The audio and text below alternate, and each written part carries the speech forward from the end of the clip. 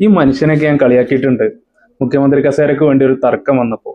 പക്ഷെ അതുകൊണ്ട് എന്തായെന്ന് ചോദിച്ചു കഴിഞ്ഞാൽ കേരളത്തിന് മികച്ച ഒരു മുഖ്യമന്ത്രിയെ കിട്ടിയതുപോലെ തന്നെ ഏറ്റവും നല്ലൊരു ആഭ്യന്തരമന്ത്രിയെ കൂടി കിട്ടി. 10 കൊല്ലം ഇവിടെ ഒരു ആഭ്യന്തരമന്ത്രി ഉണ്ടായിരുന്നു എന്ന് ജനങ്ങളെ കൊണ്ട് ചോദിപ്പിക്കാൻ 10 ദിവസം കൊണ്ട് അദ്ദേഹത്തിന് കഴിഞ്ഞു. ആരാണ് ഈ ഓപ്പറേഷൻ തൂഫാൻ എന്ന് പേരിട്ടതെന്ന് എനിക്കറിയില്ല.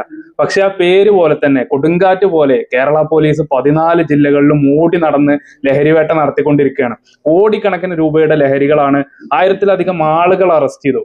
നിങ്ങൾ ആലോചിച്ച് നോക്കുക, ഇങ്ങനെ ഒരു ഓപ്പറേഷൻ ഇവിടെ ഗവൺമെന്റ് പ്രഖ്യാപിച്ചിട്ടില്ല എങ്കിൽ ഈ പറയുന്ന കോടിക്കണക്കിന് രൂപയുടെ ലഹരികളും ഈ ലഹരിക്ക് അടിമപ്പെട്ടവരും അത് വിൽക്കുന്നവരൊക്കെ നമ്മുടെ ഇടയിൽ, നമ്മുടെ ചുറ്റുപാടിൽ, നമ്മുടെ കുടുംബത്തിന്റെ ഇടയിൽ, നമ്മുടെ പിഞ്ചു മക്കൾ നടന്നു പോകുന്ന വഴിയരികിലൊക്കെ അവർ ജീവിക്കുകയാണ്. ഇത്രയും എഫിഷ്യന്റ് ആയ ഒരു പോലീസ് സേന കയ്യിലുണ്ടായിട്ടാണ് 10 കൊല്ലം അതിനെ ഉപയോഗിക്കാതിരുന്നത്.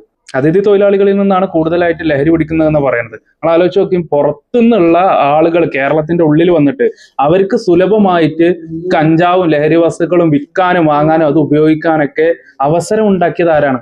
ഇവിടെ ഭരിച്ചിരുന്ന ഒരു ഭരണകൂടം തന്നെയല്ലേ ഈ സാഹചര്യം ഇവിടെ ഉണ്ടാക്കിയതിന്റെ ഉത്തരവാദികൾ. പണി അറിയുന്നതിന്റെ കയ്യിൽ ഭരണം കിട്ടിയാൽ ഇങ്ങനെ ഇരിക്കുന്നു കാണിച്ചു തന്നു.